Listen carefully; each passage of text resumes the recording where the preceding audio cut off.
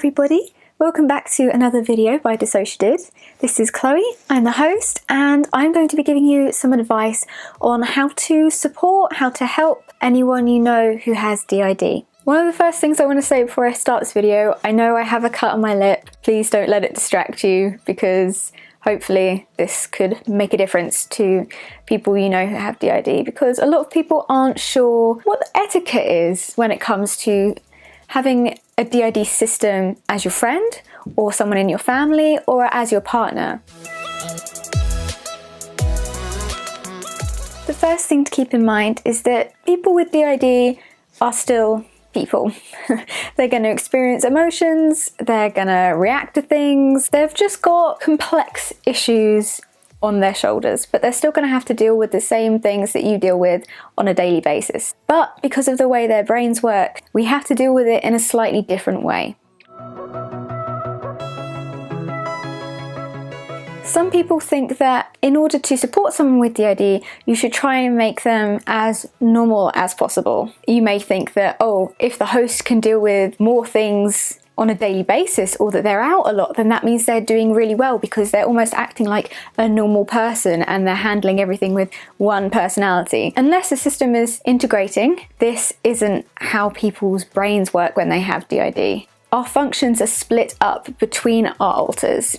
Generally, people with DID, one alter isn't made in a way that they can access all the areas of the brain that make it possible for them to handle every single situation. The way our brains have developed due to compartmentalization of personality, compartmentalization of ability, and compartmentalization of memory means that it's still healthy for people with DID to rely on and trust their system to handle different parts of life. It's how we're built. So trying to encourage one alter to take on everything is actually quite counterproductive. It's very good to support your friends with DID, but don't try and take on their healing yourself. That has to come from them first. And unless you're a trained psychologist or a therapist and you know what you're doing, try not to tell them what they should or should not be doing in order to get better, unless it's simple things like you need to eat today, or you need to stay hydrated, or if you're unwell, you need to see a doctor. Don't say things like you should be out more often, or you should be able to handle this as yourself. You don't need so-and-so alter. Be a friend, be a family member, be a partner, but unless you're trained and you've entered a relationship with that person as their therapist, don't try and take on their healing yourself. DID is first and foremost a trauma-related disorder.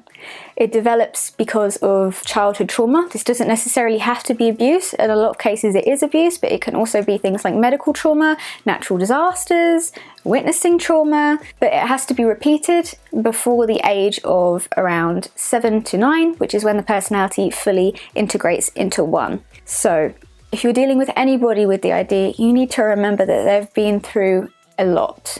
DID is in some ways a form of complex PTSD, and if you know about PTSD, you'll know about things like triggers and flashbacks. All those things come with DID. So if you're interacting with a system or trying to get to know a system, be wary of their triggers. Not all triggers will make sense to you. Some people seem to have silly triggers. I say there's no such thing as a stupid or silly trigger. It's whatever the brain associates with something traumatic, and it can take you back there, take you back to an unpleasant place, whether that's in terms of emotion, you relive the emotions, you can relive the whole experience, physical feelings can come back, and you can completely lose yourself in that memory and forget what kind of year it is. So it's very, very important to be aware of the triggers of the DID system that you're trying to help. Try not to push aside or make any alter feel unwelcome. They all have a right to be there, even if you can't see what they're doing to help the system. If they weren't needed, they wouldn't be in that system. Everybody has a right to use the body, everybody has a right to time out in the body, and they're time fronting. And it's very hurtful for somebody to say that, sorry, you're not my favourite, or you're not wanted, or to imply that by asking for somebody else.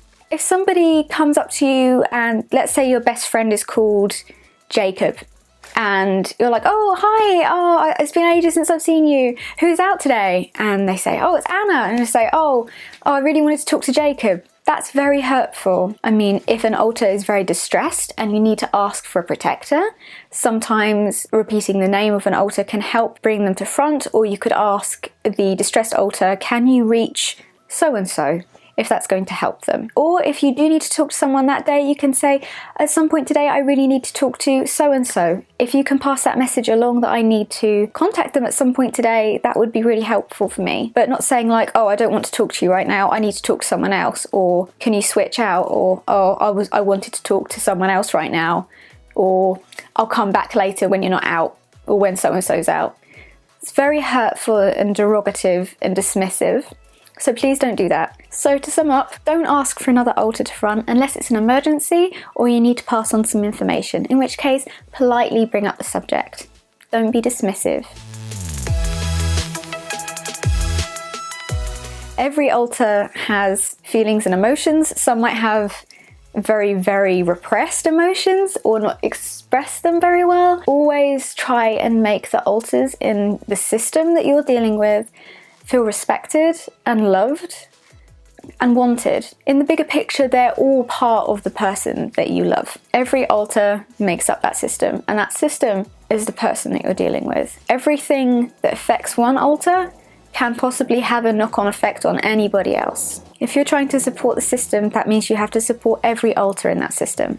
It doesn't mean you have to love them all or even like them all, but you have to respect them.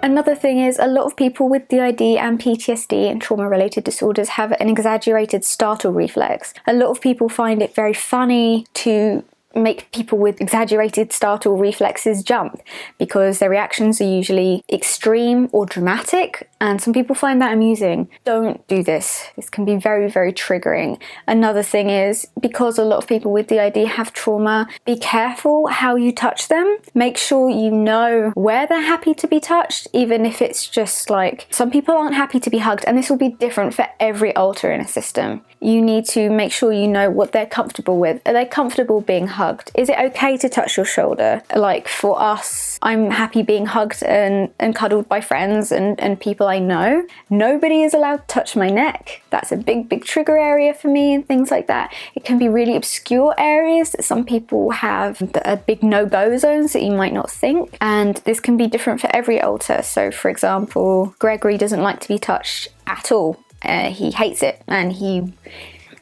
don't touch Gregory kind of thing. But if you assume that everybody feels the same way about the body they're in or how you can touch or interact with them, then you're going to be in for a little bit of a shock, because every alter in a system is their own person. They'll have a different relationship with their body, and they'll have different memories of what's happened to them in that body. So be careful with how you touch and interact with a person with DID. You don't have to make it into a big deal. You can just ask, are you comfortable with hugs? Or how do you feel about physical touch? Would you prefer it if I don't touch you? Or if you're not sure, just say, can I give you a hug? Are you okay with that? It's 100% okay if not. I just wanted to reassure you. Something like that. Never, ever deliberately trigger out an alter. Even if it's using a positive trigger, unless it's an emergency situation and you already have agreement from the people in the system that this is okay in an emergency situation, triggering out an alter is a big no-go.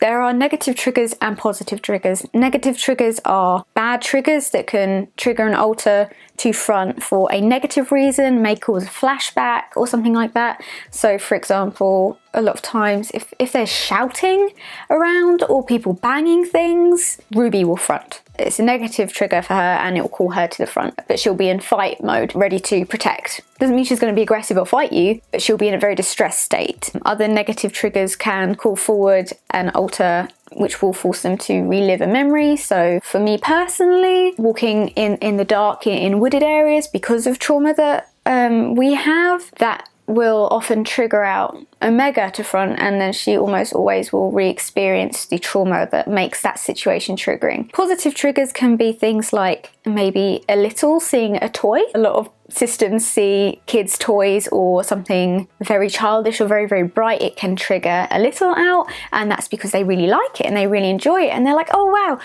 boom, want to go to front, sort of thing. That can happen with adults as well. Food is a positive trigger for Kyle. If Kyle's around food, generally he will front. Not every time, but it is a positive trigger for Kyle. But doing that on purpose, it feels violating. It feels like somebody's robbing you of your own control over your body and your mind, and like someone's robbing you of your memory. So for example, I knew somebody that used to deliberately trigger out our littles in a positive way when I didn't want them to. And this could be just because we were talking about something serious and they didn't want to deal with it, or they were bored of me and they wanted to play with the littles. I wasn't okay with that, and I told them, like, don't do this. They would do it anyway, because obviously when the little would front, you know, they'd have, you know, playtime, or they'd read books and stuff like that, and the littles were really, really happy. So they struggled to see why this was wrong. They were like, oh, you were so happy, but that wasn't me. You forced my mind into a different state. You took my awareness away from my body, and you triggered out a part of me that wasn't ready to front, or without my say-so. It is very vulnerable. It's like somebody reaching into your chest, grabbing a piece of you and pulling it forward and pushing you backwards, but there's nothing you can do about it, and you don't know what they've done with that piece of your heart that's in your hand until you come back, and even then you might not know. So please be careful with positive triggers and negative triggers. Don't try and trigger an alter out just because you want to spend time with them, because it's very unpleasant. Respect the privacy of each alter. Not every alter is going to enjoy sharing the same things with you. Not everyone is going to want to open up about things, and that doesn't have to be about serious things like trauma or deep thoughts that they have. It could also be like, have you eaten today, or what are your hobbies and stuff like that. Respect the privacy of each alter. They are a person. Just because you know, say, a lot of other people in the system, or you're very close with perhaps the host, with this other alter, they won't know you. You may be a complete stranger to them, or someone you don't know very well, or maybe they just have difficulty trusting. You need to respect the privacy of those individuals, and you need to respect the way that they work in the system. Not everybody is going to react the same way. Probably not everybody is going to want to be your friend, at least right away. It's very common to have different relationships with everybody in a system. So some people you may be friends with, some people you may be a lot closer with than others, some people may not get on, but again, mutual respect is very important, and things can change over time, but you do need to understand that everybody is going to see external people in a different light. Some people in the system will be very, very wary, and try not to take that personally. If they're wary of people in the outside world, or don't seem to really want to interact with you, there's a reason for it, and it's probably not personal. It's because they're trying to keep the system safe, and because of things they've experienced in the past, they'll be wary of letting strangers in. They may try and test you to see whether you're just gonna fly by, or whether you're serious about really wanting to care about this system, and whether it's worth the risk of letting you in. Be respectful of every alter's needs, and understand that everyone is going to feel a little bit differently about every situation. Treat a new alter fronting as if a new person has just walked into the room.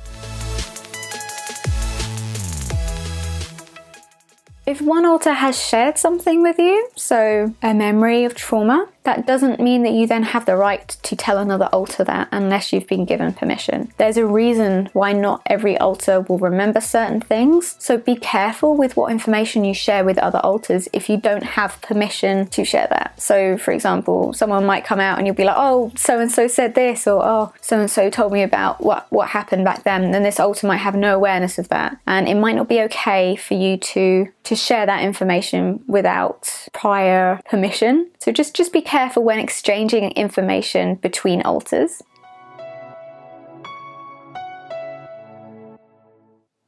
Don't joke about trauma.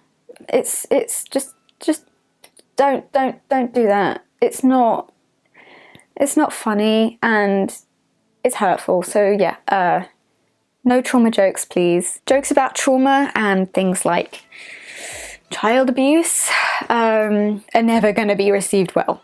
And if they are received well, there's probably a reason for that. Be careful. I'm not saying you have to change your sense of humour and things like that, but like I said before, be aware of what will trigger the system you're interacting with, and try and be sensitive to the things that may have experienced or may have seen other people experience. Just be aware of why these people are how they are.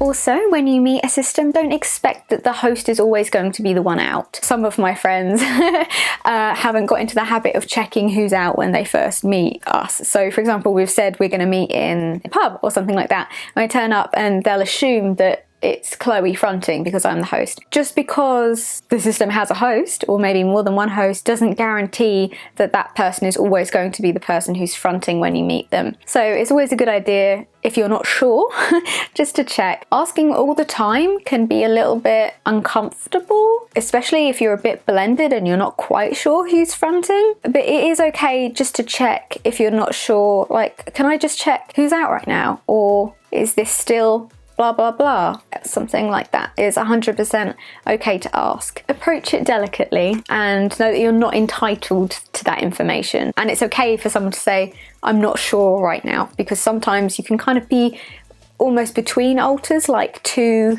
parts of your mind are overlapping, a bit like two cogs trying to turn together, and that's called blending, when there's a lot of alters kind of in the front space and you're not quite sure who's there. Sometimes it can be a mix of a few alters, and sometimes it can be just like, who am I right now?